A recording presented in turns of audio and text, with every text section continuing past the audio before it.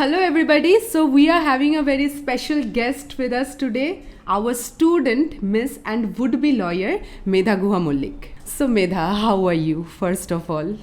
Okay, thank you for asking me this question. So first of all, I would like to thank all of you for the effort that you've put in towards my success, because without that I wouldn't have achieved this, to be very honest. I'm doing great, okay, and it's a good opportunity that I've got, and I have to make use of it in my future.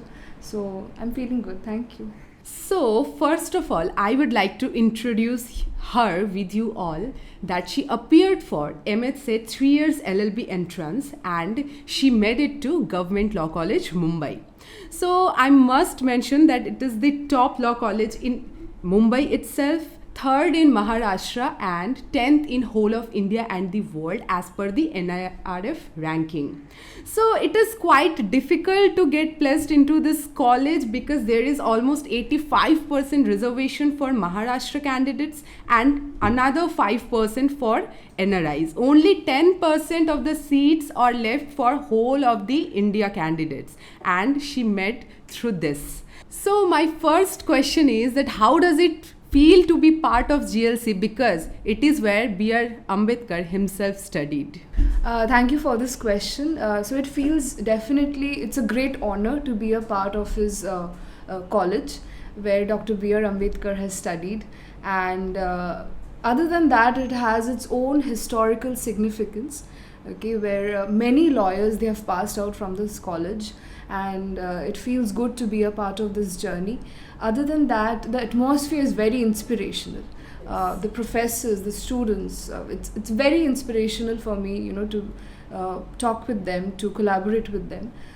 So yes, It's going to be a great journey. It's going to be a great journey, yes. It's just been 1 week since I've attended the classes, and I feel that it's going to be great. So as she mentioned that this college has great alumni, I would like to mention here that many of the Supreme Court judges like H.N. Gokhale, S.N. Vaidava, B.N. Sri Krishna, all of them were from this Government Law College, Mumbai. In fact, some of the Chief Justices like P.N. Bhagwati, they also studied from GLC only. And other than that, we have some big firms from the alumni of that college only. So the journey is going to be great for you. My next question is that please introduce about yourself a bit so that people can get an idea like where you did your schooling from and your college and university. So as ma'am has already introduced me, my name is Medha Guha Mullik, and I did my schooling from St. Joseph's Convent, Chandan Nagar, my 10th and 12th from that school. And then I studied political science honors from Calcutta University, and I studied from Lady Bourbon College, which is in Park Circus here in Kolkata.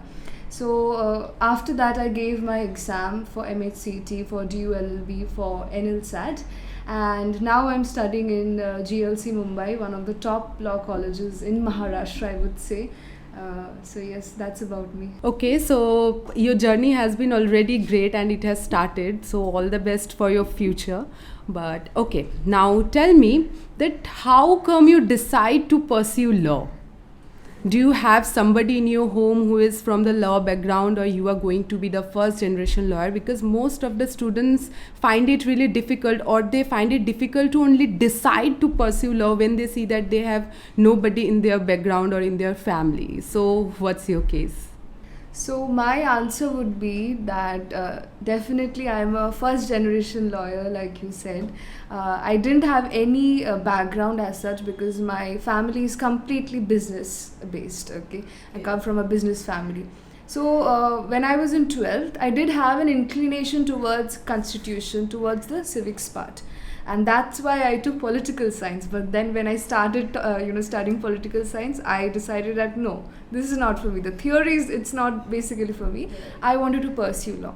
And then I talked with my parents, and they said that okay, if you want this, then you can go ahead, but you have to get into a government college. So that was the criteria there. That's the Bengali Absolutely, mindset actually, that absolutely. you have to get into You a have to. government You college. won't study law from a private college. You have to get through a government college. You have to crack the entrance. So that was the challenge. And I took the challenge, and I was very, very sure that either I will go to GLC or I'll go to DU. If not and I these two, realized that from the first day only. I knew it that you will make it to it. and if not these two colleges, I won't study law. I'll just give up on my dream, or I'll That's the try. best thing actually. Or I'll try next year. But I didn't have the energy to try again next year. I was sure that I will go through it this time only. So yes. And another thing in me was that there is a sense of advocacy in me that works from my very childhood. Okay, I always love speaking up. I always love standing up for people. I don't know how much that is relevant to the law background, That will help but you a that lot. is the very basic of being a lawyer. To be able to understand that, to take up the responsibility. So that was the fire in me that made me think that okay, I have to be a lawyer. That was quite inspirational for all the students out there who will be watching this interview. Okay, so let's move on to the next question. So just describe a bit about the exam pattern of MHT, as because you have appeared yourself, so I would like to hear it from you only, like what all was the syllabus and how much marks did it contain and what timing was given, whether there was any negative marking or not. Everything about the exam, please explain. Okay, absolutely. So definitely I appeared for the MHT, and what I would say about the exam is don't think that it's very tough. No, absolutely, it's not at all tough, but you need to follow a strategy. You need to be very aware of the syllabus as such. And so it did not have maths, so that was a very plus point. I'm very afraid of maths, so it did not have that. So it was a quite simple pattern. So it consisted of 4 stages. Firstly, there was legal, the entire legal part. Okay, and then secondly, there was the logical part, which contained puzzles and lots of other things.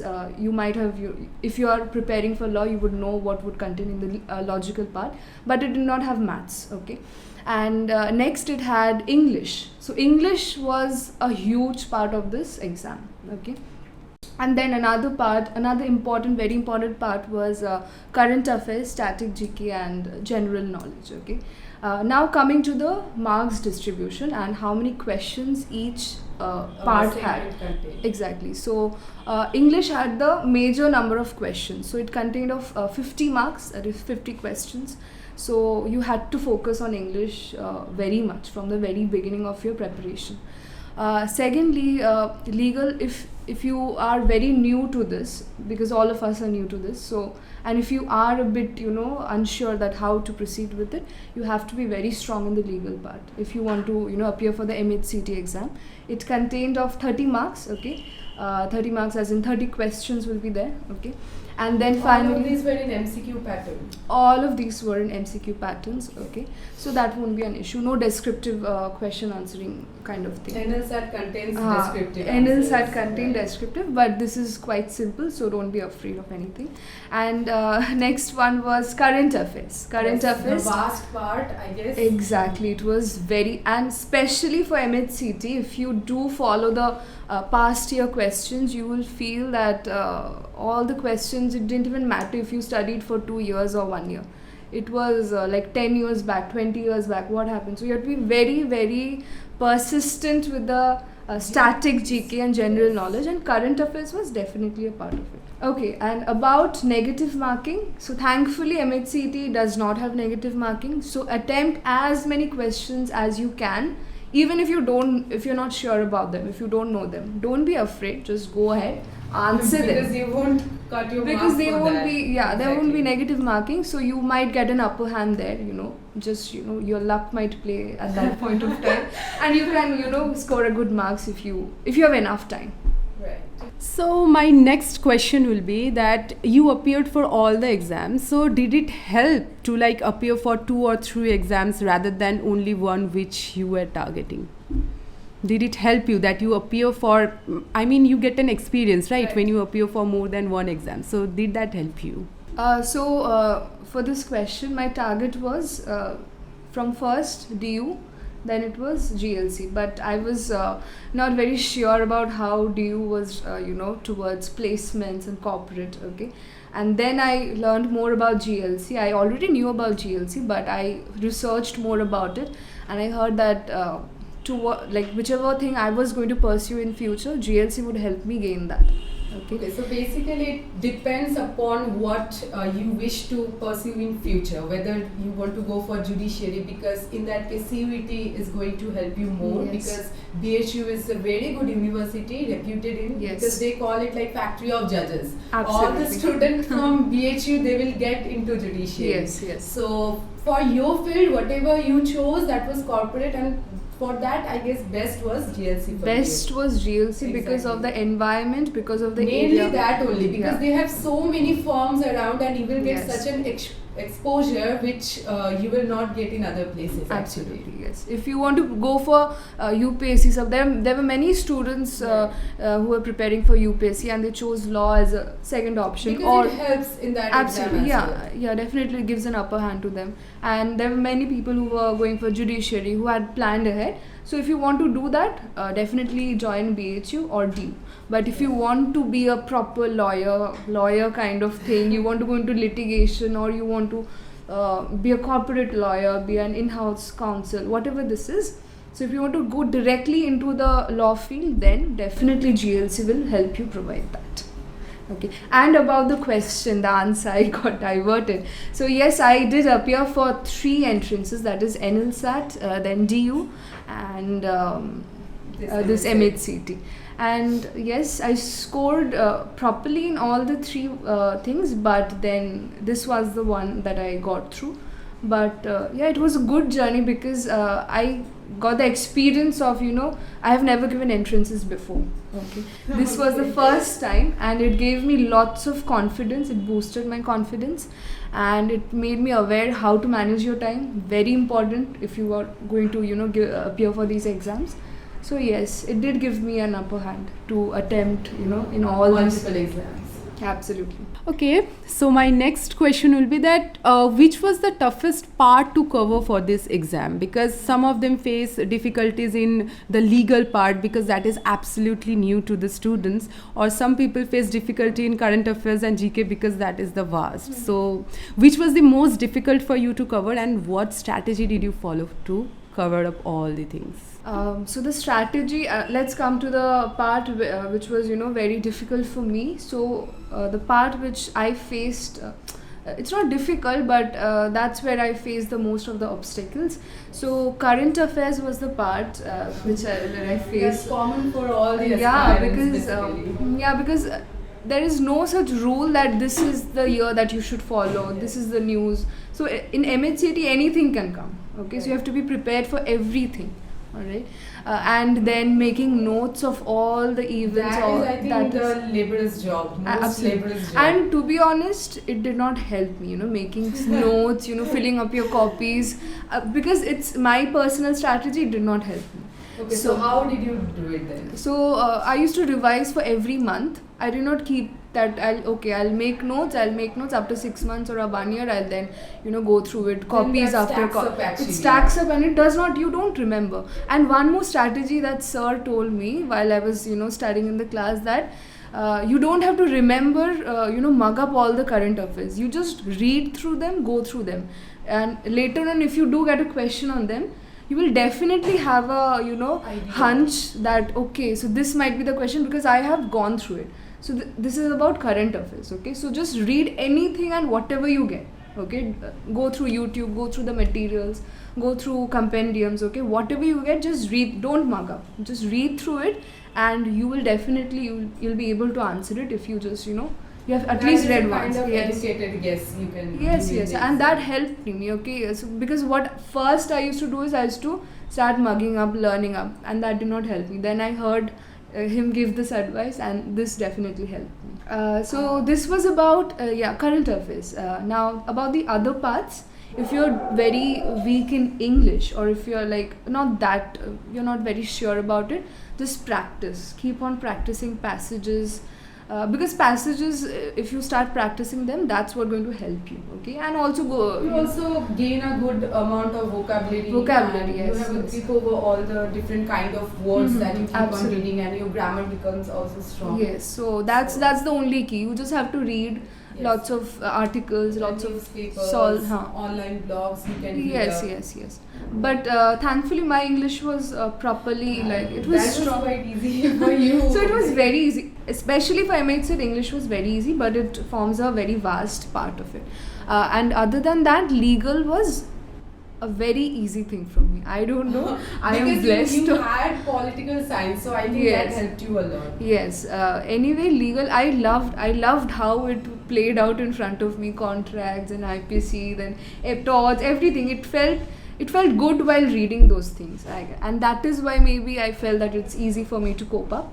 Okay, so you were going to find it very interesting in the it coming was very days when you will be reading of different subjects. Yes, it is very interesting for me, and that's why I felt that I could answer all of them.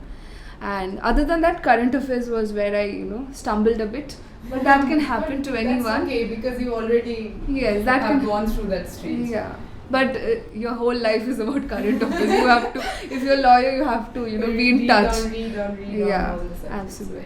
Okay, so moving on to, as I told my audience that she was our student, so please review us. Basically tell us that was the course you took here at ASLC Institute, was it helpful for you to crack the exams, and the materials that you got or the mocks, did it help you or helped you? Then how much did it help you actually? Now, talking about the course that I took from them, not only course, I would say that it's a total mentorship that they provided me. So lots of guidance, lots of advices. It was a complete package, not only just material course that generally people say. It did help me for MHCET definitely, and then it also helped me for NLSAT and DULLB that I appeared for. So firstly, when I joined, they gave me a bunch of materials. I got so scared that, my God, do I have to start reading it? And then it was all very detailed, month wise, and there were lots of detailing into especially for current affairs. Okay, there was so much detail, and it was thick bundle for each month. Okay, so it was you don't need to even follow anything else, just go through that and you'll be all set for current affairs. And for legal, they used to conduct classes. They used to explain all the topics, like as if they would explain it in such a way as if you're already in law college. Okay, so that depth and that clarity was provided to me. So that's why I was very 100% sure with my legal part. That was done. Okay. And about the mocks, okay, so after the preparation, after like 5-6 months, I started giving mocks. Okay, even then I was like not very stable with my current affairs and other parts, but then they said that keep on giving the mocks, even if you're not prepared, just go ahead with it, just see how you're doing it, how you're able to approach the question, get an idea. Most of the people, absolutely, they just think that they will complete the whole syllabus first and then start with the mocks, and that becomes very difficult. Yes, that is very difficult. So so my preparation was about for 1 year. Okay, 1 year, more than 1 year maybe, if I would say. So I started giving my mocks from month 6 or 7. Okay, I just continued, even if I was not very regular in the very beginning, like every week or but I did make sure that at the end I just completed the entire set of mocks that they provided me, and it was all very timed, proper, very exam set, so you would get that environment here. So that was thankful, for that. And at the end, I just kept every day or at home also, they used to send me question papers when it was not possible for me to come always to the coaching center. I used to attempt the questions at home, and then I used to come here, check them out, check the questions, and they used to mark me, tell me where I'm going wrong or what should be done. And always it would be the current affairs for me. But then I got good marks, so I won't regret anything. My preparation was solid, in that sense. So just tell me one thing, that how did the mocks help you? Like, you always scored consistently, or your marks sometimes lowered in some of the sections and you get higher marks in something else. So how did you manage that to like overall score a good marks in all the sections? Like overall marks we count, na? So you need to like improve this section this time or other section that time. So how did you do that? So to this question, overall my mocks in the very beginning, when I started giving them, when I was not fully prepared, it was very consistent. Okay, because I was not able to understand where I'm going wrong. But then, the corrections were made. They told me that this is how you need to change your strategy, change your reading pattern, or try to attempt this first, try to attempt that second. Okay, so that's how I, started. And then I saw that my marks increased. Definitely, it was not much, but then it started increasing slowly. And in the last 1 month, it was quite good enough. Like, it was. Obviously, it was not how much I scored in the exam, but it was very close to that. Mocks are actually very difficult. Yes. Than the so real it prepares you for whatever is to come. In the exam, you can never know, because in my slot, the questions were moderate. So in MHT, what happens? It happens in different slots, and the exam paper is different for every slot. So maybe for one slot it's very tough. For one slot it's very easy. And in my slot, the paper was moderate to hard, because the static was very it was unknown for most of them. But one thing, luck, helped me is I went through a lot of static in the last 2 days. I would not recommend any of you to do that, but I went through the, some of the YouTube videos, and I went through some of the past year papers, and I just focused on the static because I was not very sure about that. And I don't know what happened, those questions came. And I was like, oh my god, I'm so lucky. And it was a good thing. So preparation has to be very solid from your end.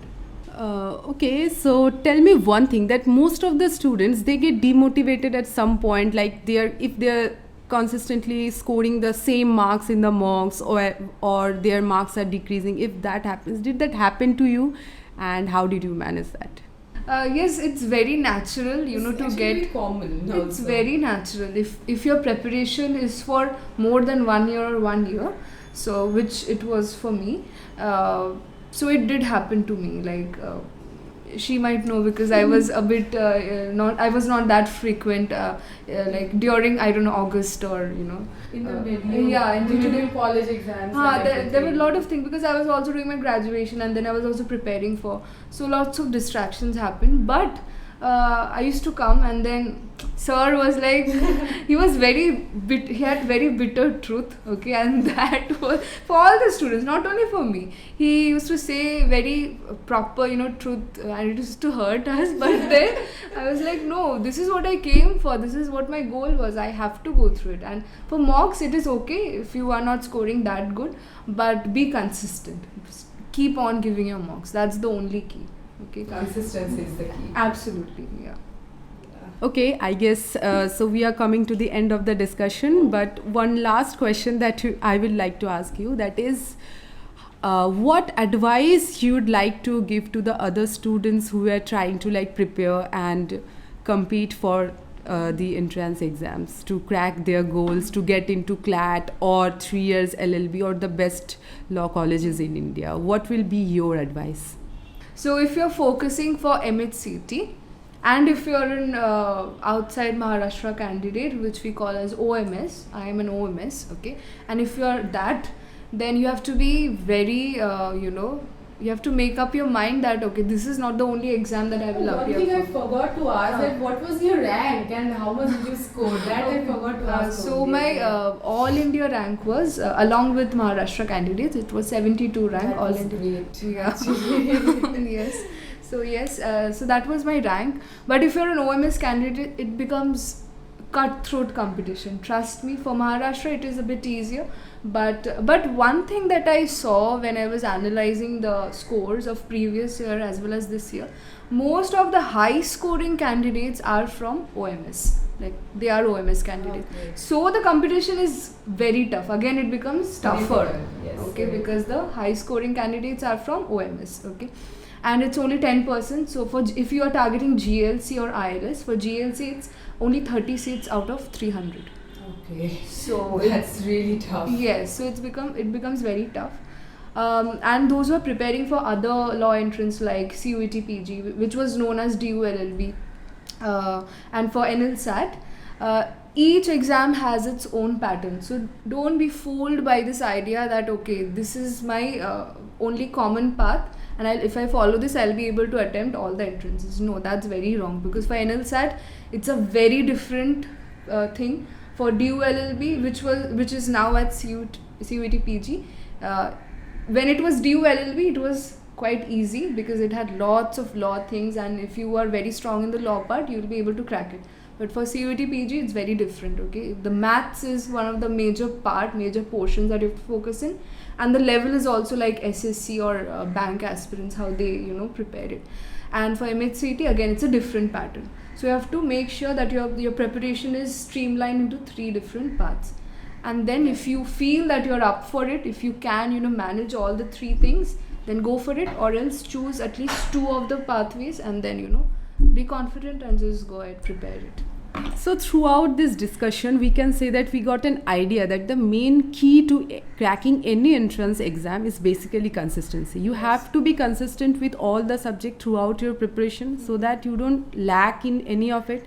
And whichever subjects you have gotten up a bit, have covered up a bit, you don't forget that. That is also very important, because this happens with most of the students, that they will study first and thereafter they will forget it, whatever they have done. So that's the most difficult part. So we have if we summarize it, basically consistency is the key. Otherwise none of the exams are difficult, right? You have to be consistent. Now, since we are talking about consistency, there are times when you feel that I don't want to study this thing, or I don't want to study law, I don't want to go through current affairs. This sets in, and it's very common.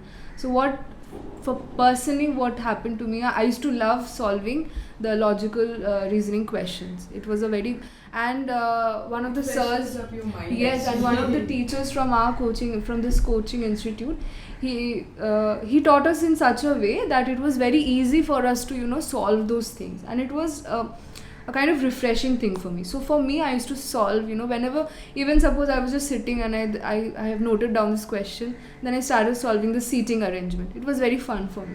So something or the other has to go on with your preparation. If you don't feel like studying maybe law or anything, just do something else, like solve passages, solve this puzzle. Do something easy.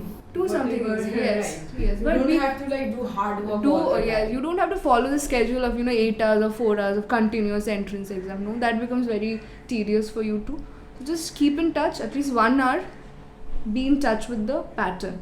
And one more thing is, lastly, is research the pattern, research about the exam, because the first few months, more than the preparation, I was more focused on researching about how the experience was, how the paper was, how the questions come. My preparation was mostly about researching about it, doing this, doing that, knowing about it, and then I started with my full-fledged preparation. So I guess most of the students, whatever they prepare for, like for CLAT, or you are going for MHT or any PG, UG law entrance, I guess you have got an idea of overall how you need to prepare for any competitive exam. On that note, I would like to mention that we provide all kind of entrance exams of law of BLLB, BBLLB, including CLAT, ALET, Symbiosis, XLAT, and any other exam, CUET, be it Calcutta University law entrance, and for PG as well. So you can contact for the admissions in the given numbers on the screen, and we have the details on our description box also, so you can check that out. Oh, so one more last question that I would like to ask you is, what do you aspire to do after completing your LLB? For now, what you have thought actually? Okay, so as I've mentioned that I come from a business background, an entrepreneurial background, so I wish to go into corporate law, but I cannot just say 100% that this is what I will end up after 3 years. Yes, it can definitely change, and maybe after 3 years I feel like I'll go into litigation.